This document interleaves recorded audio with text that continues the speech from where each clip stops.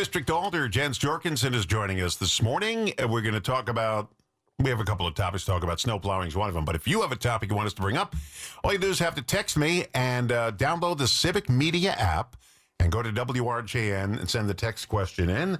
And we'll see if we can get to it this morning, all right? Okay. Welcome. So this is your first term as Alder. Is it everything you dreamed and hoped it would be? You know, there's it's been good to work with a lot of my colleagues and good to work with a number of people in City Hall. There have been different challenges than I thought there were going to be, that's for sure. Actually, this is one of them. Okay. Now, I don't deal with the public one-on-one. In all my years on this planet, I've never had a job where I had to deal with the public one-on-one because I couldn't do it. I'd yell at them, scream at them, and tell them to get lost, which you can't do when you're an Alder because that'll be the last day of your work. You have to be very diplomatic about it, where I don't. So we're talking about snow plowing. We had not a lot of snow this year, but so far we had a couple of inches. That's it. It hasn't been horrible like Buffalo, New York, where we're getting another 2 feet today. 2 feet? Wow, how do you function with that? Another 2 feet.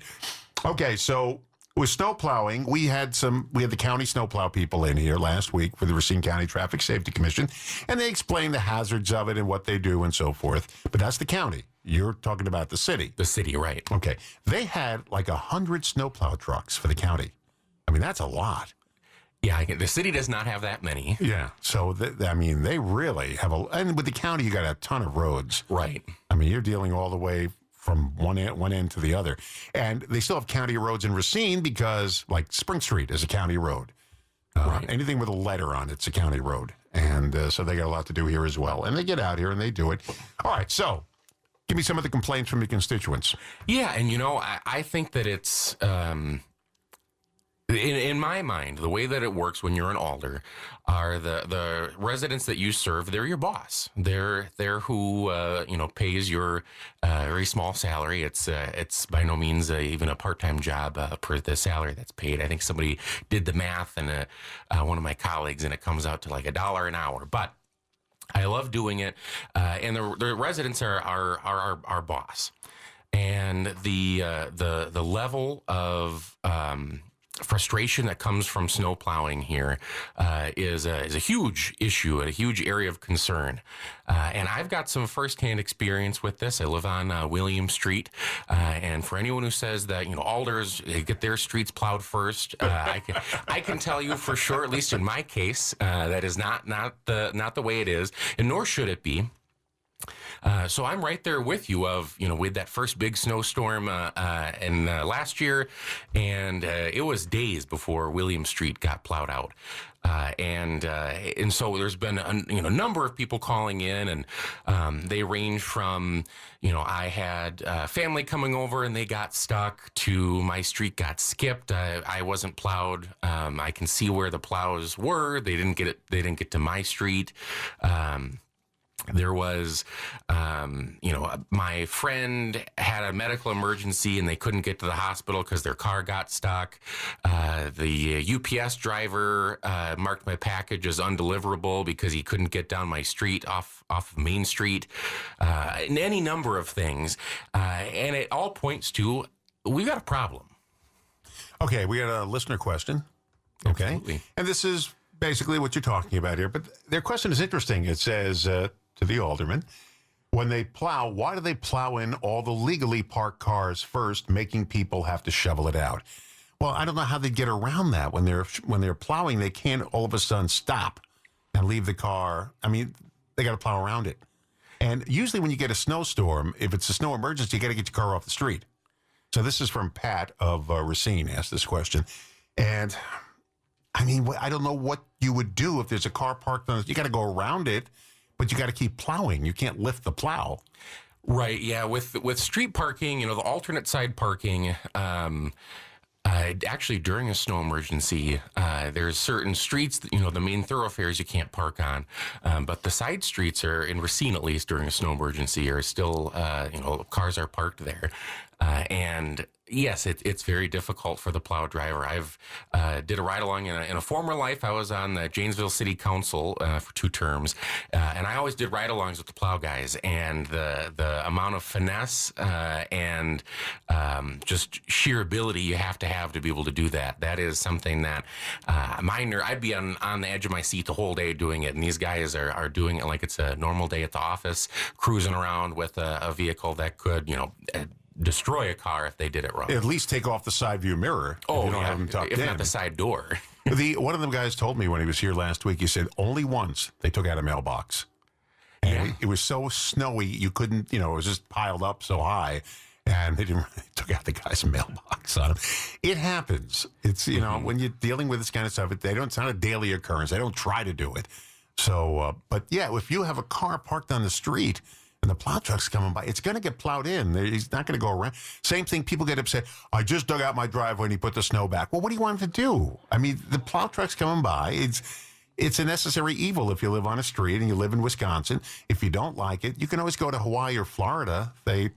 That problem doesn't exist down. I don't think they own a snow truck right in Hawaii. You got hurricanes. Hurricanes and lava flows. That's about it. Right. We don't have those here. You have no sharks in the water in Lake Michigan either. Yeah. But yeah, in the 5th district. It's tough. Yeah, it's a very difficult thing, and that's why it's so important where if you do have the ability to get your vehicle off of the street, even if, it is on the correct side of the street, if you can park it off the street, it's so important to try to do that just because it does make their job so much easier. And ask a neighbor if you can use their driveway just for a few hours just to get it off the street. Because what happened was during the first snow we had, they went around the truck that was parked in front of my house. And then, because it was so cold for the next month, that snow didn't melt. And so we had this giant snow berm in front of my house where I couldn't park because it was so big and it was ice after a while. So it's a problem. If you can get your car off the street, so if you can't, you can't. So what's the solution to get these side streets plowed? Well, so the solution, I believe, is what we're going to be starting on this coming Tuesday. So myself, I had submitted a communication, and I've been joined with a number of my colleagues. In fact, this communication is by myself. Alder Mack has signed on, Alder Harmon has signed on, Alder Allen has signed on, and Alder Pavone has signed on. That's a bit of a rarity when it comes to these things. Usually you have one author and then maybe one co-sponsor. It's very rare that you get this many authors or alders on this, but it shows the importance of it. So we're going to be doing a total overview of the Racine Snow and Ice Removal Manual this coming Tuesday, 5:30, City Hall. There is going to be a public comment as well, too, because I believe a lot of the answers are going to come from the public coming together to share, their concerns.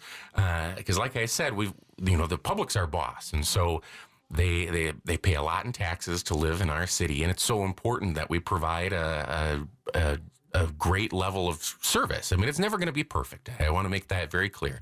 But we can absolutely do better than we're doing. 5th District Alder Jens Jorgensen is here. We were talking about snow plowing in the first segment there. And, Pat from Racine said, well, these are legally parked cars on the street and they plow them in. You got to remove the snow from the street because the majority of the people have to be safe and they travel on the street. And it's not a safety issue if your car's plowed in. You can dig it out, but it's a safety issue if they leave that snow on the street. And you can't have that. Yeah, absolutely. The street's got to get clear. Now, the snowplow drivers should be doing everything they can to not plow in legally parked cars. But there comes a limit because like you said, the snow's got to get off the roads. Okay, so you got the public meeting Tuesday. Let's go over that again. If people have comments, they can actually show up and give their comments. Keep them real. Don't be out there complaining and griping and grumbling the whole time. Give some, good feedback. And that's at City Hall in the big meeting room there. And what time is it? Date? So is this Tuesday? What time? This Tuesday at 5:30. Now, it's not on Car 25 anymore, is it? Do they still do that? It's on YouTube. Oh, it's on YouTube now. Okay. Yes, we do live stream. It used to be on cable on 25. I'm not sure if it's still on there. I've always watched them on YouTube, and they've done very well. All right. So you're going to talk about the future of making it better. Yeah, absolutely. I think it's important to go over a total review because, I shared earlier, I served on the Janesville City Council, and you know what? The number of times that I had somebody call me for a snowplow issue, I could probably count on one hand. I would need to count the number of times that I've had somebody call me while I've been in my current role for less than a year. I would need my hands, your hands. We'd have to get a few more people's hands in here. It's not normal. There's clearly an issue. There's something wrong going on, as well as people point to regularly that this is something new, that it's gotten worse. It's never been like this. This is really bad this year.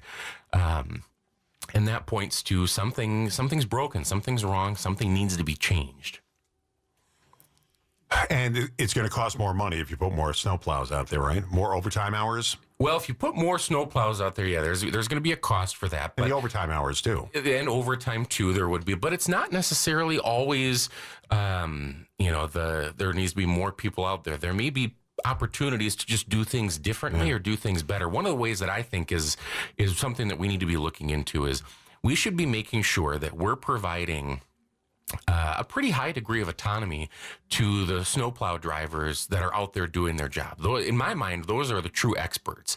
They're out there, they're on the roads, clearing the roads, and if they're on a main road, plowing it, because the way that we currently do it in Racine is we send our plows out to the main roads during the snow event, and once the main roads are clear, then they'll go into the neighborhoods. What that usually means is they'll continuously be re-plowing and replowing the main roads to keep them open while the neighborhood streets, get further and further snowed in.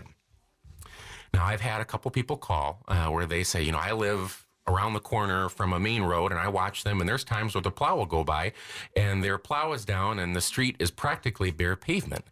And in my mind, I'd like to check into that and see, are we doing things like giving the snowplow driver the ability to call in and say, hey, dispatch, I'm on Melvin, and my plow is on bare pavement. Can I go into the neighborhood, circle around, and can I go to the next road, next main road to speed this up? But how can we make sure that what they're seeing in the field is reflecting the actions that are being taken?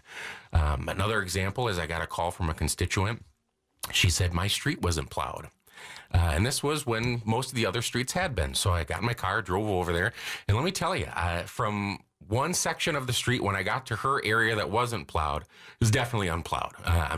It was hard for me to get there to her house. And in fact, I almost hit a car leaving her house going 5 miles an hour, cruising over, 6 inches of snow.